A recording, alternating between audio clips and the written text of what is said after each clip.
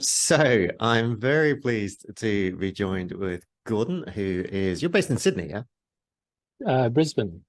Oh, Brisbane. Brizzy. Ah, Yes. Vegas. So I remember we chatted, yeah, so it's April, I think you're saying, like six months ago when you first Yes. joined the program. So Yes. tell me what you're up to and what you've been doing in the last 6 months.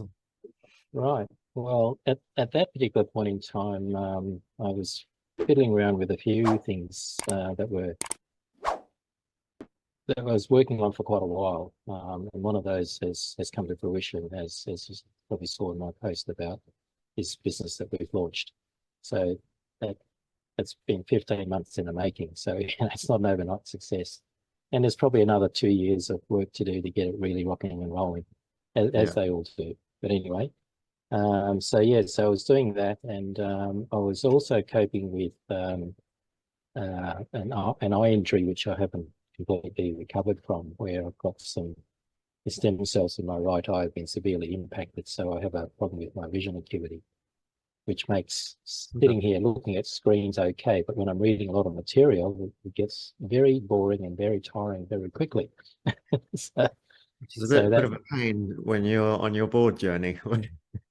correct. And in my sort of professional history, I was doing that anyway. It's so much material I constantly had to vet and understand and repeat and regurgitate. But it wasn't anything different. Just I couldn't do it for the lengths of time that I was used to doing. So it was really frustrating. And then, and I've always wanted to get into a portfolio type career journey. So when I came across the Veblen program, I thought to myself, well, I'll just explore that a bit more and see what falls out of the trees. And it ticked most of the boxes which floated my boat. So there it was. I made the leap into it, and I have to say, for me personally, it's been a very interesting and exciting journey to this point. And some of the things that I went through when I spoke to Jermaine and Daniel initially, when they put me through the cleaners, um, have come true. So I'm now on an accelerated path to some degree. So what we talked about earlier about the opportunities will basically reveal themselves once you're in a certain position, is starting to happen. So the credibility is coming, and you just got to keep on top of it. And Yeah. I mean, it's yeah, it's really interesting because who was it? One of our other members was saying the same thing. He's now sitting on 4 boards, and every week he's turning down board opportunities.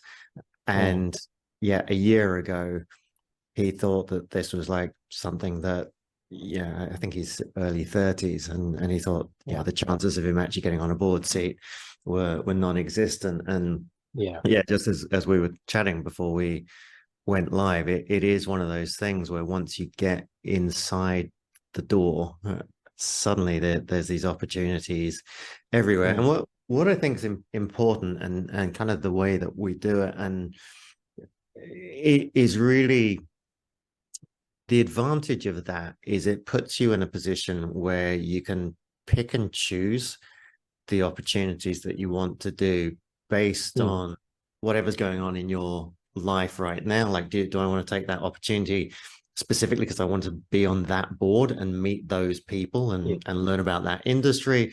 Do I want to go on this one because it's a very lucrative path, but it's not necessarily an industry that I'm that interested in? And mhm, so just being in a situation where you can start to pick and choose is, it's just great agency to have. And yeah, yeah. tell me a little bit about the boards that you've joined so far.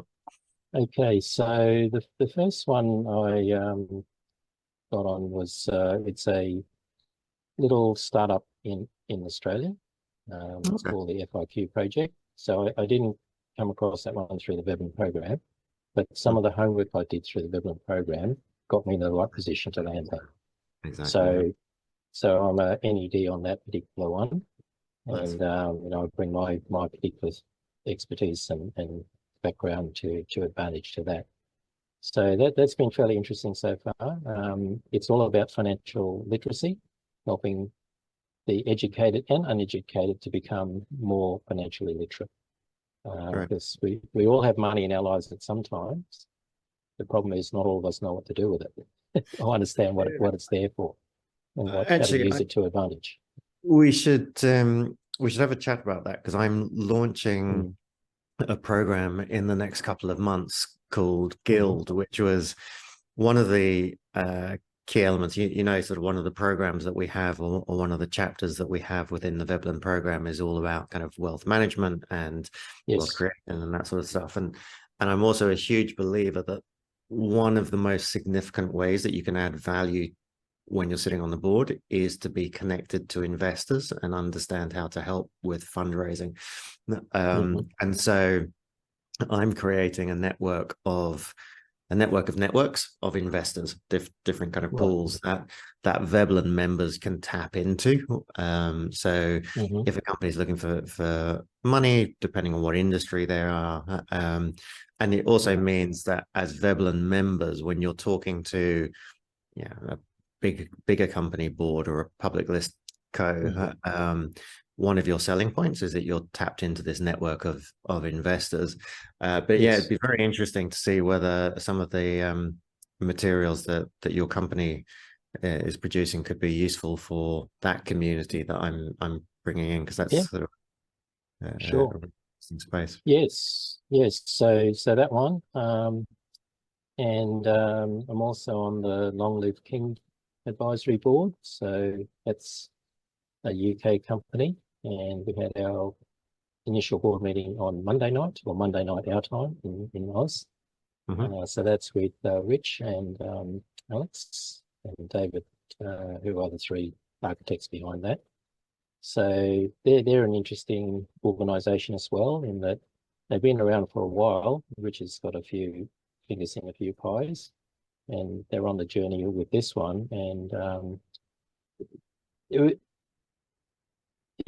it's always fun and games when the owners or the brains behind the trust are a little bit vague about what they're trying to achieve. And it's no disrespect to them, right? Because they're very smart people in their own right. It's just that they're now in a space where they're not so smart, and they need people like us to help them be even smarter. So it's one of the things I always say about entrepreneurs is that nobody ever knows what we do. Normally we're very bad at articulating stuff, because we're always in the future planning stuff. We've kind of got it fairly clear. But a hugely valuable skill is being able to articulate that. And it's one of the reasons why I'm such a big advocate for getting advisory boards up and running before you do anything else. Partly because just being able to, and I'm sure these guys are the same, being able to bounce ideas off you and see what lands and what doesn't land because you go through your pitch so many times, and you're constantly sort of improving it and tweaking it and seeing, do I get that spark of recognition or do I not? And so having that before you even go and talk to clients or investors is super, super useful. So I'm sure that's one of the reasons why they've added you. Yeah, that's exactly right. And that certainly came through where we were going, okay, so what's the future look like in your mind? And it wasn't an easy question for them to answer. Right. Apart from, we want to be at this level of turnover, etc. I said, okay, well, that's fine. So what we've got to figure out and help you figure out is how you get to that end goal. So that's the transformation journey that we're going to help you or challenge you to make successful. So that's that one. And I'm just about to join Kenobi Capital as well. So I spoke to Arnaud last night, our time, and he's in the embryo of getting Kenobi Capital up and running properly, as you know. Yeah. So So anyway, long story short, after the chat last night, he said, "Oh, I'd love to welcome you on board if you want to come on board." So Great. he's in a space that I want to get more adept at, and Right. so it's an advantage to join him.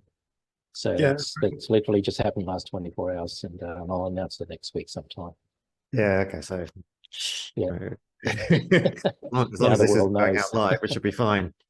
Yeah, but that's okay. He's very sick. Yeah, So for sure. anyway, so that's Interesting. three, and then there's a couple of others locally in my, I'll say, Queensland region, which I'm talking to, but I'm not quite sure whether or not I want to keep going with them. This dilemma of how much time do I have, how much capacity do I have to do it justice properly. So I'm not one to jump into things where you can only do a half-baked job, because it doesn't help them, it doesn't help you. Yeah. So you're either all in or you're all out in this. So Yeah, no, that's I my absolutely agree. So what's interesting about that as well is, and I know, like, I really like what Anand is trying to build, and yeah, I think it'd be super useful for him. But what's interesting about it is that it sounds like in all three of those companies, what they need from you is quite different. Yes. So I'm sure there's similarities, but actually, kind of where you add value will be different for each company, and I think that's, I think I probably bore all the Vebleners to death by talking about focusing on how you add value for these small companies. But Yes. yeah, it's that's interesting to see. Like, what have you kind of learned about yourself in over the journey? Over the journey so far, and probably it's been a long journey to get to this point, which I've learned about, is that I probably know a lot more than I think I know. In terms of my experience or my knowledge and my expertise and my intelligence and all that good stuff. So yeah, and until you get to a point in your life or your career like this, and you go, gee, what could I possibly do that's going to make a difference for this organization?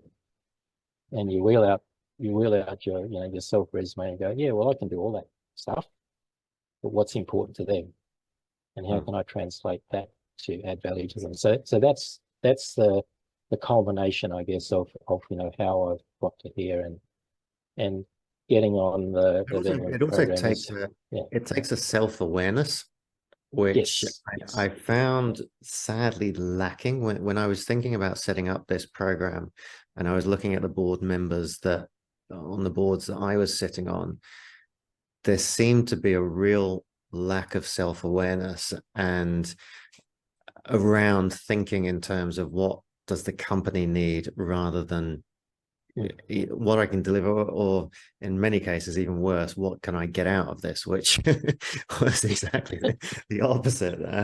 Yeah. But yeah, it was Yeah. kind of, it sort of shocked me because we sort of have this perception of board members as being these super sophisticated, talented people, and yeah, I was shocked that, and I was shocked by the applications that I got for boards that had no awareness of the holistic nature of a business. They would this has been my career for 20, 30 years. I know Yes. everything about this topic. Therefore, I would be great on a board, without any understanding of what a board is and how you would actually add value. So Yes, absolutely. yeah. Yeah. But So what yeah. is good, and just going back to your comment, is like that, and Daniel Priestley phrases it brilliantly, that we're all standing on this mountain of value. We just don't often, we don't know how to position it in a way that other people can get that value from. Yeah. And one of my sort of favorite sayings that I've come up with is that I'm a genius in what I do, but I'm an absolute idiot in other things. So I need other geniuses who are geniuses in their space to come along the journey with me, so we can all be successful together. And when I say that to some people, they go, "What are you talking about?" And I said, "Well, I'm brilliant at this stuff, but when I jump in that pool over there, I swim like a stone straight to the bottom. So, I need someone else to be with me to help me float and get to the other end. So you might be one of those people. So let's have a chat about, what we can add to each other and so forth. So yeah, so that's the culmination or the realization, as you say, the self-awareness of what sort of value are to yourself, number one, and then secondly, how you can translate that value to whoever you're interacting with and the organizations. So another thing that I do is I'm a voluntary business mentor with the Queensland government. So we deal in this small, medium enterprise space all the time. So we see people and organizations like ourselves who are on this amazing journey in their head, but they just don't quite know how to translate it into the reality. Right. So we help them, on that journey and it's almost like an analogy to what we're talking about with the advisory boards. We're like a pseudo advisory board. We have a number of expert mentors in there in their own right, and we help them to crystallize their thinking strategically in some ways. I think I had a session recently where there was a young lady, I call her young because she's younger than me, who has an apparel business, and she was struggling with competitors mimicking her designs and her items and producing them at significant less cost than she was. So she was going, what do I do? And after about 20 minutes of chatting with her, I boldly suggested to her that her real value was not in the end product. Her real value was in designing and coming up with the imagery and whatever appeared on the apparel. That was where her true creative genius was. And she goes, wow, you're right. I've never thought of it that way. So if you take stock of that and park that as your absolute USP, you're going to be very successful because no one can copy that without paying you some money. Yeah. Yeah. And look, I mean, that's a brilliant example of how having somebody that's slightly detached from the business can look at it and go, well, why are you doing that? Like, this is the obvious thing for you to be doing. But when you're in the weeds and you're fighting, and you've, especially when you've invested so much time and energy into it, it's very difficult to kind of have that the necessary context. It is. Yeah, Exactly.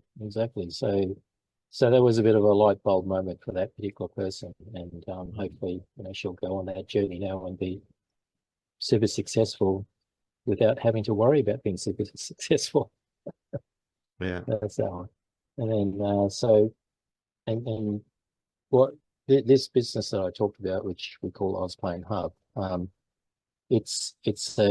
not looking at making huge amounts of money. It's more of a facilitation marketing engine where I've got a number of strategic partners who, if we put us all together, we could run any business on the planet because we have expertise in all the aspects. So part of what we're doing is we're again looking to help people on their journey to become successful in their own right, whatever that is. So as a person and as a business. I have a sales and marketing partner, for example, someone else who does all the back of house, someone who does learning and development. I do advisory stuff and so forth. And so it's very exciting where we're at right now, because we're going, hey, we're here, and then now what do we do? Almost to a point. So this thing about formation of an advisory board would probably be one of the things that I would want to instigate, as a very high priority next, to help us on our journey. So that's that one. And then if only you were tapped into an incredible network of individuals. yeah, exactly. So you think about it and you go, I need someone who's an expert at that. Oh, I have one. At my fingertips. So it's and again, they come from a network that's been developed over many years. They're not. Mm. I didn't just find them yesterday. I've known these people for 5 to 15 to 20 years, and very trusted individuals in our own right. And there's no egos at play, which is even better. So, no, It's interesting. We had a last year was an incredibly successful year for several of the businesses that I'm involved in, and I was kind of doing my end of year review, and I was trying to work out like why was that year so successful? Why, like, a lot of stuff had just come together and come together quickly, and you know how long stuff normally takes to get done. Yeah. And when I kind of looked at it, what I realized was that almost all of it was deals that I had put together and teams that I had put together with people that I had known for years and years. And I just trusted that if I threw that bit of work at them, it was going to get done.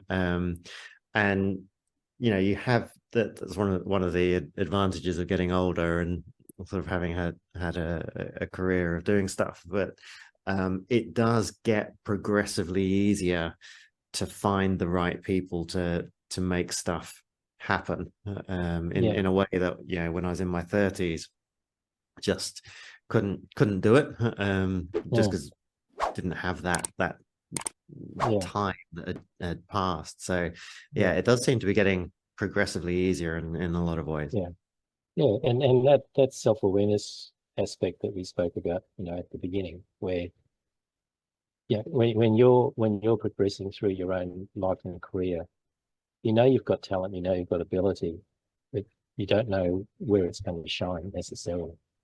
So as you get older and hopefully wiser, you get more and more confident and comfortable in your own skin. So you've been an entrepreneur, like how long's your entrepreneurial journey been going? Like when well, I kicked off my own business just over 10 years ago, Callum, in the sort of consulting area. But I haven't done it all the time. What I've found is that I meander along for a little while, help some people out, do whatever, and inevitably someone else would come along and say, "Come and do some stuff for us." Exclusively, don't do anything for anybody else but us. So I ended up getting on onto their books somewhere and spend time with them. So I do that for a while, and then once I felt like I'd worn out my welcome and I couldn't really add any more value, I'd say to them, "All right, I think it's time for me to exit.